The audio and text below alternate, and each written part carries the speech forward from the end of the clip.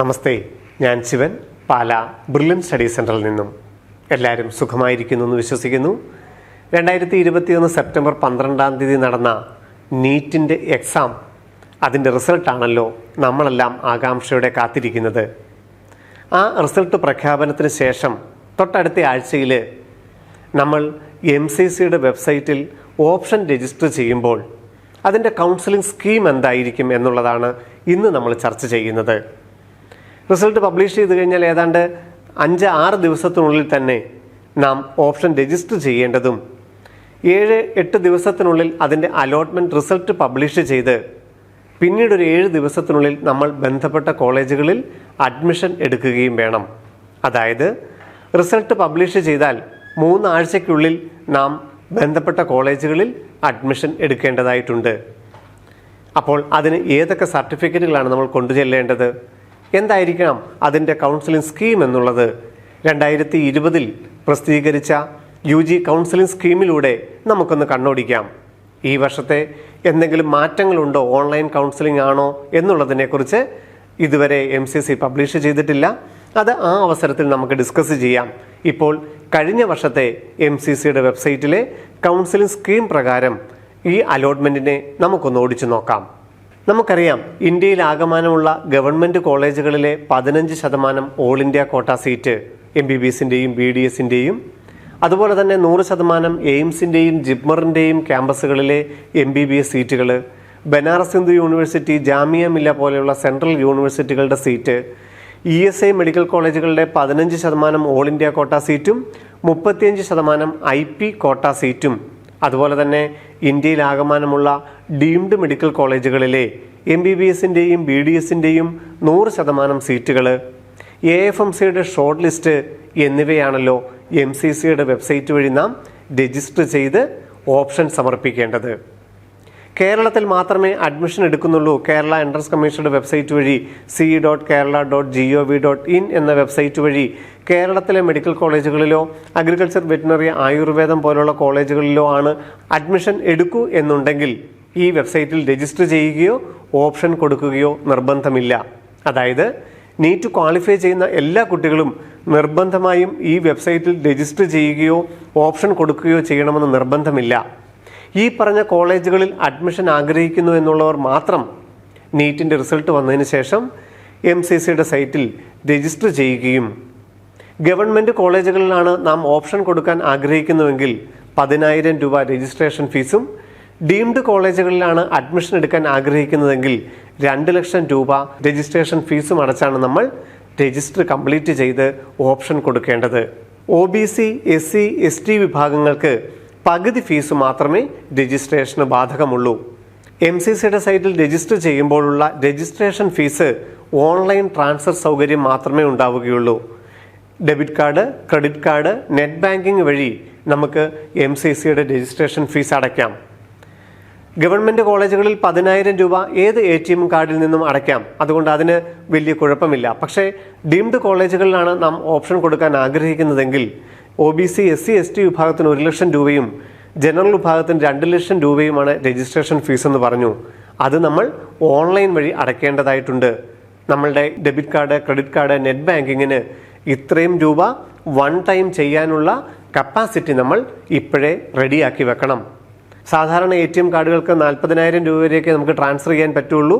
അതുകൊണ്ട് ഡീംഡ് കോളേജുകളിൽ അഡ്മിഷൻ കൊടുക്കാൻ ആഗ്രഹിക്കുന്നവർ നിങ്ങളുടെ ഡെബിറ്റ് കാർഡ്, ക്രെഡിറ്റ് കാർഡ് അല്ലെ നെറ്റ് ബാങ്കിങ്ങിൻ്റെ ഓൺലൈൻ വഴിയുള്ള ട്രാൻസാക്ഷൻ നിങ്ങളുടെ ബാങ്കിനെ സമീപിച്ച് 2 ലക്ഷത്തിന് മുകളിൽ ട്രാൻസ്ഫർ ചെയ്യാവുന്ന രീതിയിൽ അതിൻ്റെ സൗകര്യം ക്രമീകരിക്കണം.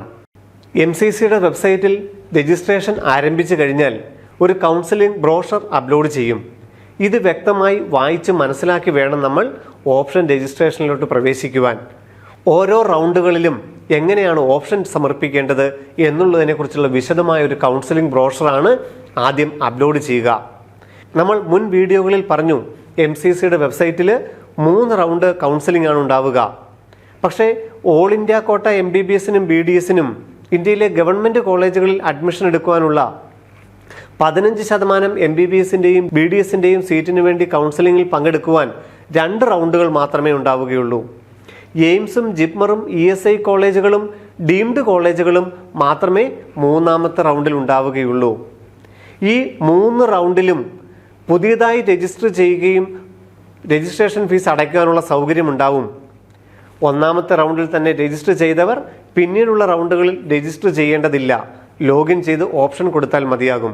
പക്ഷേ നിർബന്ധമായും ഓരോ റൗണ്ടിലും പുതിയതായി ഓപ്ഷൻ കൊടുത്തിരിക്കണം. ഒന്നാമത്തെ റൗണ്ടിൽ നമ്മൾ രജിസ്റ്റർ ചെയ്യുകയും ഓപ്ഷൻ കൊടുക്കുകയും ചെയ്തില്ലെങ്കിലും രണ്ടാമത്തെ റൗണ്ടിൽ പുതിയതായി രജിസ്റ്റർ ചെയ്യാനും ഓപ്ഷൻ കൊടുക്കാനും അവസരമുണ്ട്.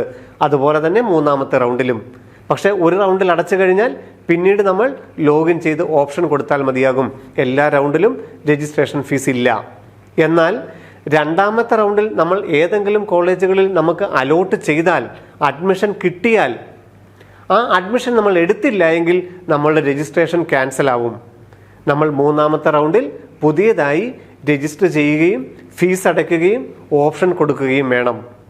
രണ്ടാമത്തെ റൗണ്ടിലോ മൂന്നാമത്തെ റൗണ്ടിലോ നമ്മൾ ഏതെങ്കിലും ഒരു കോളേജിൽ ചേർന്നാൽ, ഗവൺമെൻറ് MBBS ആവട്ടെ, എയിംസ് ആവട്ടെ, ജിപ്മർ ആവട്ടെ, ഡീംഡ് ആവട്ടെ, ESI കോളേജുകളാവട്ടെ, രണ്ടാമത്തെ റൗണ്ടിലോ മൂന്നാമത്തെ റൗണ്ടിലോ നാം ഓപ്ഷൻ കൊടുത്ത് ആ കോളേജിൽ എല്ലാ സർട്ടിഫിക്കറ്റുകളും കൊടുത്ത് ചേർന്ന് കഴിഞ്ഞാൽ തുടർന്നുള്ള 4.5 വർഷം ആ കോളേജിൽ തന്നെ നമ്മൾ പഠിക്കുവാൻ ബാധ്യസ്ഥരാണ്.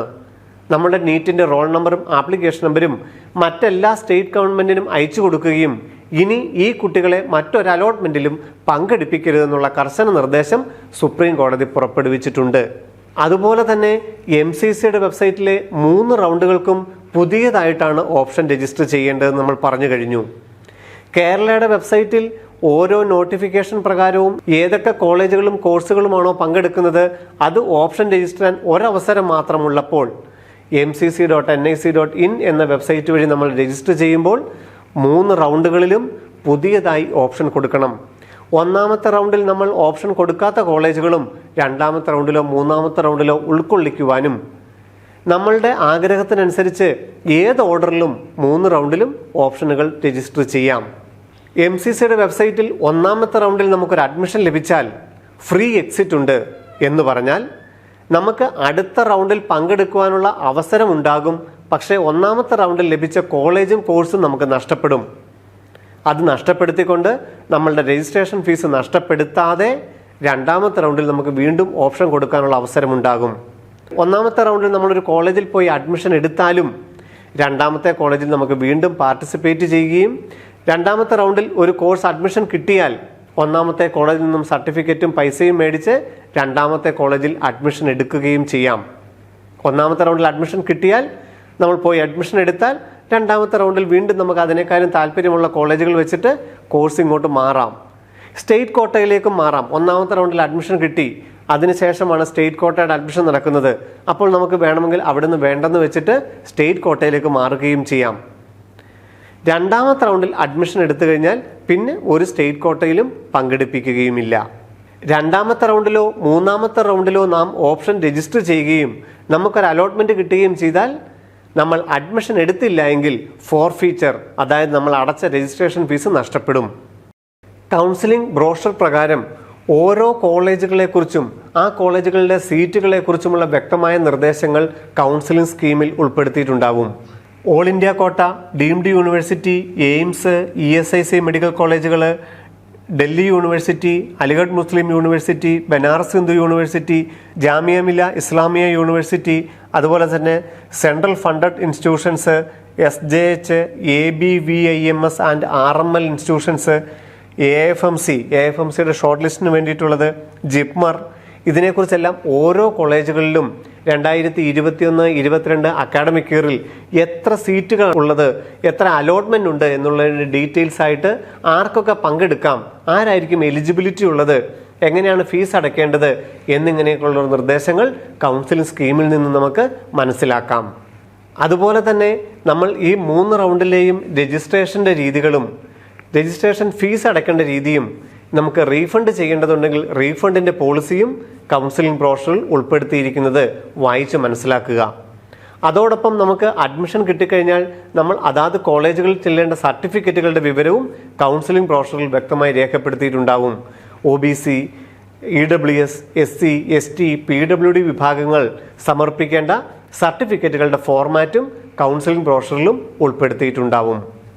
ഇന്ത്യയിലെ 45ഓളം ഡീംഡ് മെഡിക്കൽ കോളേജുകളിലെ MBBSൻ്റെയും BDSൻ്റെയും ഓപ്ഷൻ രജിസ്ട്രേഷൻ്റെ 85% മെറിറ്റ് സീറ്റും 10 ലക്ഷം മുതൽ 30 ലക്ഷം രൂപ വരെയുള്ള ആനുവൽ ഫീസ് ഉള്ള MBBS സീറ്റും 15% NRI സീറ്റും ഈ MCCയുടെ വെബ്സൈറ്റ് വഴി തന്നെ നമുക്ക് ഓപ്ഷൻ കൊടുക്കാം. രണ്ടും 2 ഓപ്ഷനാണെന്ന് മാത്രം. ഡീംഡ് മെഡിക്കൽ കോളേജുകളിലെ മാനേജ്മെൻറ്റ് സീറ്റ് ഒരു ഓപ്ഷനും അവിടുത്തെ NRI സീറ്റ് മറ്റൊരു ഓപ്ഷനുമാണ്. ഇത് രണ്ടും നമ്മളുടെ താല്പര്യത്തിനനുസരിച്ച് ഓപ്ഷനിൽ ഉൾപ്പെടുത്താം. ഡീംഡ് മെഡിക്കൽ കോളേജുകളിൽ റിസർവേഷൻ പോളിസി ഇല്ല. 100% സീറ്റും റാങ്കിൻ്റെ അടിസ്ഥാനത്തിൽ മാത്രമാണ് അലോട്ട് ചെയ്യുന്നത്. ഇന്ത്യയിലുള്ള 9 ESI മെഡിക്കൽ കോളേജുകളിലെ 15% ഓൾ ഇന്ത്യ കോട്ട സീറ്റിന് എല്ലാ കുട്ടികൾക്കും ഓപ്ഷൻ രജിസ്റ്റർ ചെയ്യാനുള്ള അവസരമുണ്ടാവും. നമ്മൾ 10,000 രൂപ രജിസ്ട്രേഷൻ ഫീസ് അടച്ചു കഴിഞ്ഞാൽ all India quota MBBS BDS ഉൾപ്പെടെ ഈ ESI മെഡിക്കൽ കോളേജുകളും ആ ലിസ്റ്റിൽ ഉണ്ടാവും. അത് നമ്മൾ യഥാക്രമം നമുക്ക് ഓപ്ഷൻ ഉൾപ്പെടുത്താം.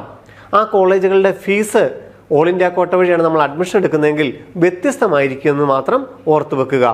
കോയമ്പത്തൂർ മെഡിക്കൽ കോളേജിൽ 10,000 രൂപയാണെങ്കിൽ ESI മെഡിക്കൽ കോളേജ് ചെന്നൈയിൽ 1 ലക്ഷം രൂപയും ESI ഗുൽബർഗയിൽ 1 ലക്ഷം രൂപയും ESI പാരിപ്പള്ളിയിൽ 25,000 രൂപയും അങ്ങനെ ഫീസ് നിരക്കിൽ ഈ 15% ESI മെഡിക്കൽ കോളേജിൽ വ്യത്യാസമുണ്ടെന്നുള്ളത് എല്ലാ കുട്ടികളും ഓർത്തു വെക്കുക.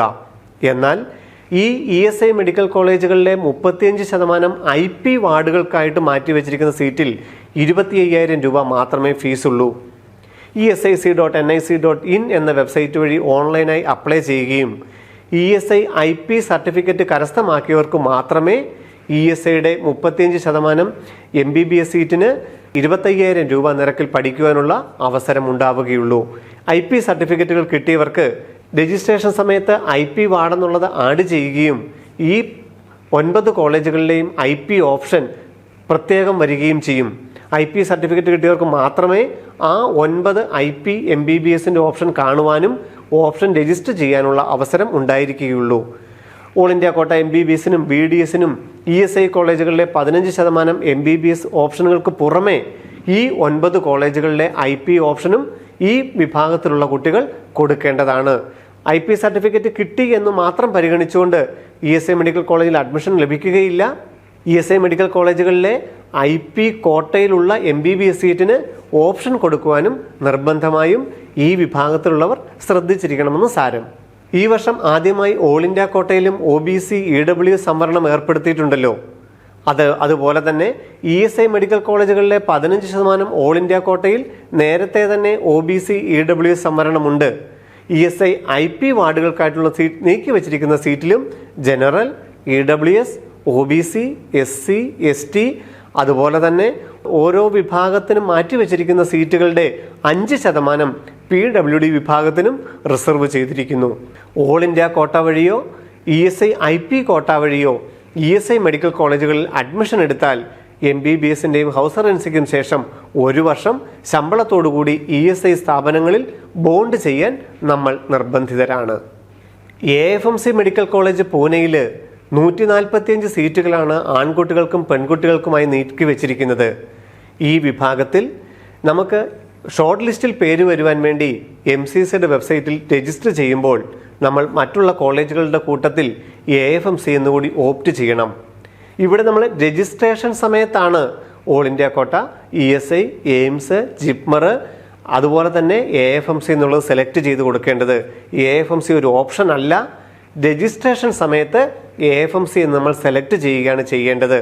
1ാം ഘട്ട അലോട്ട്മെൻറ്റ് പബ്ലിഷ് ചെയ്യുന്നതിൻ്റെ കൂട്ടത്തിൽ തന്നെയാണ് AFMCയുടെ ഷോർട്ട് ലിസ്റ്റും പബ്ലിഷ് ചെയ്യുന്നത്. AFMC എന്ന് മാത്രം സെലക്ട് ചെയ്ത് ഒരു കോളേജിലും ഓപ്ഷൻ സമർപ്പിച്ചിട്ടില്ല എങ്കിൽ AFMCയുടെ ഷോർട്ട് ലിസ്റ്റിൽ അർഹതയുണ്ടെങ്കിൽ അതിൽ പരിഗണിക്കും, അതിൽ ലിസ്റ്റിൽ പേര് വരും. AFMC എന്ന് രജിസ്റ്റർ ചെയ്യുകയും മറ്റുള്ള ഓൾ ഇന്ത്യ കോട്ട MBBS സീറ്റിന് ഓപ്ഷൻ കൊടുക്കുകയും ചെയ്തിട്ടുണ്ടെങ്കിൽ നമ്മളുടെ റാങ്കിന് അർഹതയുണ്ടെങ്കിൽ AFMCയുടെ ഷോർട്ട് ലിസ്റ്റിൽ നമ്മളുടെ പേര് കാണും. ഏതെങ്കിലും ഒരു MBBS ഓൾ ഇന്ത്യ കോട്ട സീറ്റിനോ എയിംസിനോ ജിപ്മറിനോ നമുക്ക് നമ്മളുടെ റാങ്കിൻ്റെ അടിസ്ഥാനത്തിൽ അതിൻ്റെ അലോട്ട്മെൻറ്റിൽ ലഭിക്കും. ഈ 2 അലോട്ട്മെൻറ്റ് നമുക്ക് ഒരേ സമയം ലഭിക്കും. AFMC ആണ് നമുക്ക് കൂടുതൽ താല്പര്യമെങ്കിൽ 1ാമത്തെ റൗണ്ടിൽ മാത്രമേ AFMC ഷോർട്ട് ലിസ്റ്റിന് വേണ്ടിയിട്ടുള്ള പരിഗണനയുള്ളൂ. തുടർന്ന് AFMCയുടെ ഷോർട്ട് ലിസ്റ്റിലുള്ള കുട്ടികൾക്ക് afmc.nic.in എന്ന വെബ്സൈറ്റ് പ്രകാരം അതിനകത്തെ ഷെഡ്യൂൾ പ്രകാരം AFMC പൂനെയിൽ വെച്ച് മെഡിക്കൽ ഫിറ്റ്നസ് ടെസ്റ്റും ഇംഗ്ലീഷ് ആപ്റ്റിറ്റ്യൂഡ് ടെസ്റ്റും അതുപോലെ തന്നെ ഇൻ്റർവ്യൂവിൻ്റെ അടിസ്ഥാനത്തിലാണ് AFMC MBBSനുള്ള സെലക്ഷൻ. ഒന്നാമത്തെ റൗണ്ടിൽ ഓൾ ഇന്ത്യ കോട്ട ഒരു അലോട്ട്മെൻറ്റ് ലഭിച്ചാൽ ആ അഡ്മിഷൻ എടുത്തിട്ട് വേണമെങ്കിൽ ഇൻ്റർവ്യൂവിന് AFMCയുടെ ഇൻ്റർവ്യൂവിന് പങ്കെടുക്കുകയും ചെയ്യാം.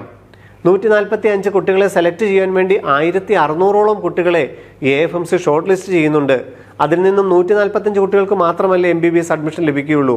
അതുകൊണ്ട് ഒന്നാമത്തെ റൗണ്ടിൽ നമുക്ക് വേണമെങ്കിൽ ഓൾ ഇന്ത്യ കോട്ട വഴിയോ എയിംസ് വഴിയോ ജിപ്മർ വഴിയോ ഒരു അഡ്മിഷൻ കിട്ടിയിട്ടുണ്ടെങ്കിൽ അത് അഡ്മിഷൻ എടുത്തിട്ട് വേണമെങ്കിൽ AFMCയുടെ ഇൻ്റർവ്യൂവിന് പങ്കെടുക്കുവാനായി പൂനെയിൽ നേരിട്ട് എത്തുകയും ചെയ്യാം. ജിപ്മറിൻ്റെ പോണ്ടിച്ചേരിയിലും കാരക്കലിലുമുള്ള 2 ക്യാമ്പസുകളിലുമായി 179 സീറ്റുകളാണ് ഓൾ ഇന്ത്യ കോട്ട അലോട്ട്മെൻറ്റ് വഴി എല്ലാ വിഭാഗക്കാർക്കും അപ്ലൈ ചെയ്യാവുന്നത്. ഇവിടെയും OBC SC ST EWS സംവരണമുണ്ട്. അതുകൂടാതെ പോണ്ടിച്ചേരിയിൽ പഠിച്ച കുട്ടികൾക്കായി, പോണ്ടിച്ചേരിയിൽ സ്ഥിരതാമസമുള്ള കുട്ടികൾക്കായി ജിപ്മർ പോണ്ടിച്ചേരിയിലും കാരക്കലിലും ക്യാമ്പസിൽ 70 സീറ്റുകൾ ഇന്റേണൽ സീറ്റുകളുമുണ്ട്. അത് പോണ്ടിച്ചേരി റെസിഡൻ്റ് ആയിട്ടുള്ളവർക്ക് മാത്രമേ ലഭിക്കുകയുള്ളൂ. അവരുടെ ഓപ്ഷനിൽ മാത്രമേ ഈ ഇന്റേണൽ സീറ്റുകൾ കാണുകയുള്ളൂ. പോണ്ടിച്ചേരിയിലെയും കാരക്കലിലെയും ജിപ്മർ കോളേജുകളിൽ NRI സീറ്റുകളും നമുക്ക് MCCയുടെ വെബ്സൈറ്റ് വഴി ഓപ്ഷൻ രജിസ്റ്റർ ചെയ്യാം. ഓൾ ഇന്ത്യ കോട്ട വഴിയോ അല്ലെങ്കിൽ എയിംസിൻ്റെയോ ജിപ്മറിൻ്റെയോ ഡീംഡ് കോളേജുകളുടെയോ ESI കോളേജുകളിലോ ഏത് കോളേജിലാണെങ്കിലും നമുക്ക് റൗണ്ട് 1ലും 2ലും 3ലും അഡ്മിഷൻ ലഭിച്ചാൽ അതാത് സ്റ്റേറ്റ് ഗവൺമെൻറ്റുകളുടെ റൂളുകൾ അനുസരിച്ചാണ്, നിയമങ്ങൾ അനുസരിച്ചാണ് നമ്മൾ അഡ്മിഷൻ എടുക്കേണ്ടത്. ഒരു കോളേജ് ഏത് സംസ്ഥാനത്ത് സ്ഥിതി ചെയ്യുന്നുവോ അവിടുത്തെ ഫീസും അവിടുത്തെ നിയമങ്ങളും പാലിക്കുവാൻ നമ്മൾ നിർബന്ധിതരാണ്. അതുകൊണ്ട് ഓരോ കോളേജുകളുടെയും ഫീസ് സ്ട്രക്ചർ പാർട്ടിസിപ്പേറ്റിംഗ് ഇൻസ്റ്റിറ്റ്യൂഷനിൽ നോക്കി വ്യക്തമായി മനസ്സിലാക്കിയിട്ട് വേണം ഓപ്ഷൻ രജിസ്റ്റർ ചെയ്യുവാൻ. കേരളയുടെ കൗൺസിലിംഗിൽ ഉള്ളതുപോലെ തന്നെ ഓരോ ഓപ്ഷനിലും ഓരോ കോളേജുകളുടെയും ഫീസുകൾ ഉൾപ്പെടുത്തിയിട്ടുണ്ട്. അത് നോക്കിയിട്ട് വേണം ഓപ്ഷൻ രജിസ്റ്റർ ചെയ്യുവാൻ. കഴിഞ്ഞ വർഷം വരെ തമിഴ്നാട്ടിലെ രാജാ മുത്തയ്യ മെഡിക്കൽ കോളേജുകളിലും പെരുന്തുര മെഡിക്കൽ കോളേജുകളിലും 4 ലക്ഷത്തിന് മുകളിലുള്ള ഉയർന്ന ഫീസായിരുന്നു ഉണ്ടായിരുന്നതെങ്കിൽ ഇപ്പോൾ അത് ഗവൺമെൻറ് കോളേജുകളിലാക്കിയിട്ടുണ്ട്. 2 കോളേജിലും 10,000 രൂപ മാത്രമേ വാർഷിക ഫീസുള്ളൂ. രാജാ മുത്തയ്യ മെഡിക്കൽ കോളേജും പെരുന്തറ മെഡിക്കൽ കോളേജും വളരെ കൂടിയ ഫീസിനാൽ നമ്മൾ കഴിഞ്ഞ വർഷം വരെ ഓപ്ഷനിൽ നിന്ന് ഒഴിവാക്കിയിരുന്നെങ്കിൽ ഈ വർഷം അത് ഗവൺമെൻറ് മെഡിക്കൽ കോളേജ് ആണെന്നുള്ള കാര്യം കൂടി ഓർമ്മയിലിരിക്കട്ടെ. 3 റൗണ്ടുകളിൽ ഏത് റൗണ്ടിൽ നമുക്ക് അഡ്മിഷൻ കിട്ടിയാലും ഈ പറയുന്ന സർട്ടിഫിക്കറ്റുകളുടെ ഒറിജിനലും അറ്റസ്റ്റഡ് കോപ്പിയുമായിട്ടായിരിക്കണം നമ്മൾ അഡ്മിഷന് കുട്ടി നേരിട്ട് ഹാജരാകേണ്ടത്. MCCയുടെ സൈറ്റിൽ നമ്മൾ ഒന്നാമത്തത് അലോട്ട്മെൻറ്റ് ലെറ്റർ നമ്മളുടെ MCCയുടെ സൈറ്റിൽ ഓപ്ഷൻ രജിസ്റ്റർ ചെയ്തിട്ട് ഒന്നാമത്തെ റൗണ്ടോ അല്ലെങ്കിൽ രണ്ടാമത്തെ റൗണ്ടോ അല്ലെങ്കിൽ മൂന്നാമത്തെ റൗണ്ടോ അലോട്ട്മെൻറ്റ് പബ്ലിഷ് ചെയ്യുമ്പോൾ നമുക്ക് ഒരു അലോട്ട്മെൻറ്റ് ലെറ്റർ ഏത് കോളേജിൽ ഏത് കാറ്റഗറിയിൽ നമുക്ക് അഡ്മിഷൻ കിട്ടിയെന്നുള്ള അലോട്ട്മെൻറ്റ് ലെറ്റർ അത് നമ്മൾ ഒന്നാമതായിട്ട് നമ്മൾ കയ്യിൽ ഉണ്ടാവേണ്ടത്. അടുത്തതായി അഡ്മിറ്റ് കാർഡ്, നീറ്റിൻ്റെ അഡ്മിറ്റ് കാർഡ്. സെപ്റ്റംബർ 12-ാം തീയതി നമ്മൾ നീറ്റ് എക്സാം എഴുതിയപ്പോൾ ഓരോ കുട്ടികളുടെയും അഡ്മിറ്റ് കാർഡ് അതാത് എക്സാം ഹാളിൽ നമ്മൾ വെച്ചിട്ടാണ് നമ്മൾ തിരികെ പോകുന്നത്. അതുകൊണ്ട് നീറ്റിൻ്റെ വെബ്സൈറ്റിൽ നിന്നും അധികമായി ഒരു അഡ്മിറ്റ് കാർഡ് കൂടി ഡൗൺലോഡ് ചെയ്ത് ഫോട്ടോ ഒട്ടിച്ച് നമ്മളുടെ തമ്പ് ഇംപ്രഷനും വെച്ച് പേരൻസിൻ്റെ സൈനും ചെയ്ത് സൂക്ഷിക്കേണ്ടതാണ്. രണ്ടാമതായിട്ട് കൊണ്ടുചെല്ലേണ്ടത് അഡ്മിറ്റ് കാർഡ്. മൂന്നാമതായിട്ട് നീറ്റിൻ്റെ റിസൾട്ട് വന്നതിന് ശേഷമുള്ള സ്കോർ കാർഡ് നിങ്ങളുടെ ഇമെയിലിലും അതുപോലെ തന്നെ നീറ്റിൻ്റെ പ്രൊഫൈൽ പേജിലും വരുന്ന സ്കോർ കാർഡ് നമ്മളുടെ കയ്യിൽ നിർബന്ധമായും ഉണ്ടാവണം. അതിൽ നിന്നാണ് നമുക്ക് നീറ്റിൻ്റെ ക്വാളിഫിക്കേഷൻ, നീറ്റിൻ്റെ മാർക്ക്, റാങ്ക് എന്നിവ അറിയുന്നത്. 10ാം ക്ലാസ്സിൻ്റെയും 12ാം ക്ലാസ്സിൻ്റെയും മാർക്ക് ലിസ്റ്റ് നമ്മളുടെ കയ്യിൽ ഒറിജിനലും അറ്റസ്റ്റ് ചെയ്ത കോപ്പികളും നമ്മുടെ കയ്യിൽ ഉണ്ടാവണം. അതുപോലെ തന്നെ 8 പാസ്പോർട്ട് സൈസ് ഫോട്ടോഗ്രാഫ്. നീറ്റിൻ്റെ വെബ്സൈറ്റിൽ നമ്മൾ ജൂലൈയിൽ ഓൺലൈനായി അപ്ലൈ ചെയ്തപ്പോൾ അപ്ലോഡ് ചെയ്ത പാസ്പോർട്ട് സൈസ് 8 കോപ്പികൾ കൂടി നമ്മൾ കയ്യിൽ കരുതണം. പേരും ഡേറ്റും ഒന്നും വേണമെന്ന് നിർബന്ധമില്ല. നല്ല പ്ലെയിൻ ഫോട്ടോ ആയിരിക്കണം.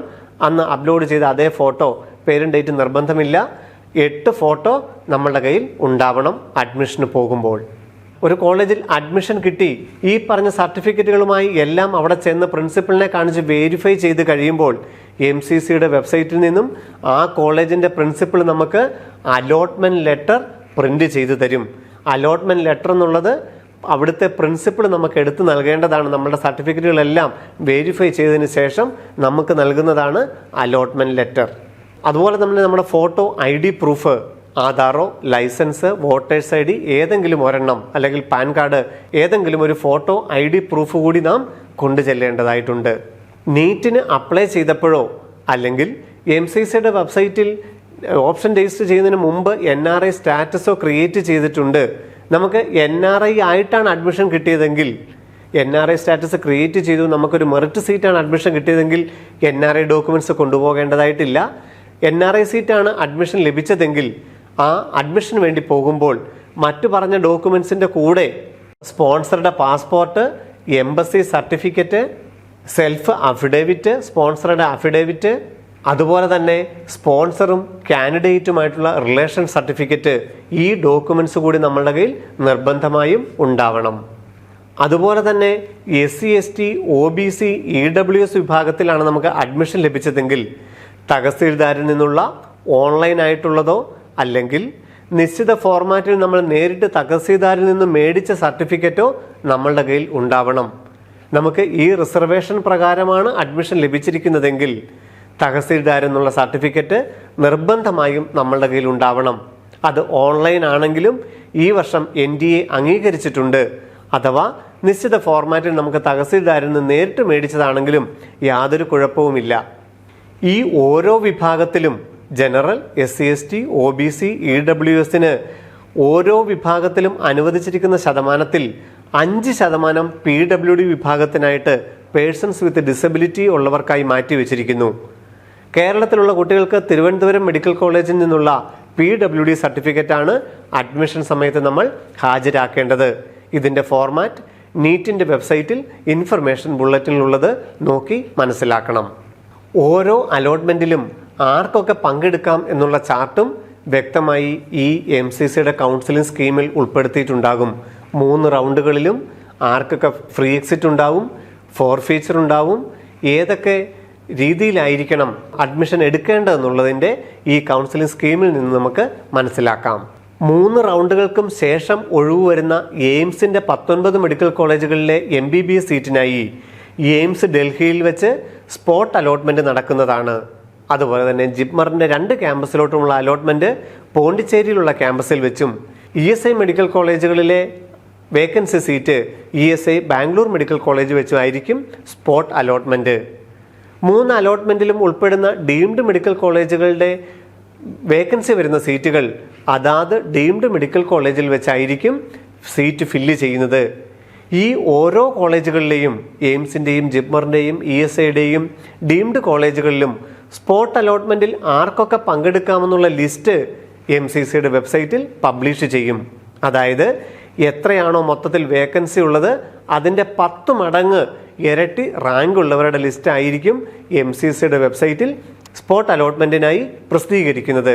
ഈ ലിസ്റ്റിൽ പേരുള്ള കുട്ടികൾക്ക് മാത്രമേ സ്പോട്ട് അഡ്മിഷന് പങ്കെടുക്കാൻ സാധിക്കുകയുള്ളൂ. 3 റൗണ്ടുകളിലും നമ്മൾ രജിസ്റ്റർ ചെയ്യുകയും നമുക്ക് യാതൊരുവിധ അഡ്മിഷൻ ലഭിക്കുകയും ചെയ്തില്ല എങ്കിൽ നമ്മളുടെ രജിസ്ട്രേഷൻ ഫീസ് എത്രയാണോ നമ്മൾ അടച്ചത് അത് നമ്മളുടെ അക്കൗണ്ടിൽ തിരികെ വരികയും ചെയ്യും. അലോട്ട്മെൻറ്റിൻ്റെ നടപടിക്രമങ്ങളെല്ലാം പൂർത്തിയാക്കി ഏകദേശം 10 മാസത്തിന് ശേഷമായിരിക്കും നമ്മളുടെ അക്കൗണ്ടിൽ ആ പണം എത്തുക. ഗവൺമെൻറ് കോളേജുകളിലാണെങ്കിൽ 10,000 രൂപയും ഡീംഡ് കോളേജുകളിലാണെങ്കിൽ 2 ലക്ഷം രൂപയും നമ്മൾ അടച്ചിട്ടുണ്ടെങ്കിൽ നമുക്ക് യാതൊരുവിധ അഡ്മിഷൻ ലഭിക്കുന്നില്ല. നമ്മൾ 1ാമത്തെ റൗണ്ടിൽ തന്നെ നമ്മൾ പങ്കെടുത്തുള്ളൂ, പിന്നുള്ള റൗണ്ടുകളിൽ നമ്മൾ പങ്കെടുത്തിട്ടില്ല, അങ്ങനെയുള്ള കുട്ടികൾക്കും ഈ രജിസ്ട്രേഷൻ ഫീസ് തിരികെ ലഭിക്കും. 2ാമത്തെയോ 3ാമത്തെ റൗണ്ടിൽ നമുക്കൊരു അഡ്മിഷൻ ലഭിച്ചിട്ട് നമ്മൾ അഡ്മിഷൻ എടുത്തില്ല എങ്കിൽ ആ പൈസ നമുക്ക് നഷ്ടപ്പെടുകയും ചെയ്യും. ഈ രജിസ്ട്രേഷൻ ഫീസ് നമ്മളുടെ എല്ലാം സ്വന്തം അക്കൗണ്ടിൽ നിന്ന് അടയ്ക്കാൻ കഴിവതും ശ്രദ്ധിക്കുക. അതായത് യാതൊരുവിധ അഡ്മിഷൻ ലഭിച്ചില്ല എങ്കിൽ ഈ പണം ഓട്ടോമാറ്റിക്കായിട്ട് ആരുടെ കാർഡിൽ നിന്നാണോ ഓൺലൈനായിട്ട് ചെയ്തത് ആ അക്കൗണ്ടിലോട്ട് തിരികെ വരികയാണ് ചെയ്യുന്നത്. അതിൻ്റെ പ്രത്യേക അലേർട്ടുകൾ MCC പബ്ലിഷ് ചെയ്യാറില്ല.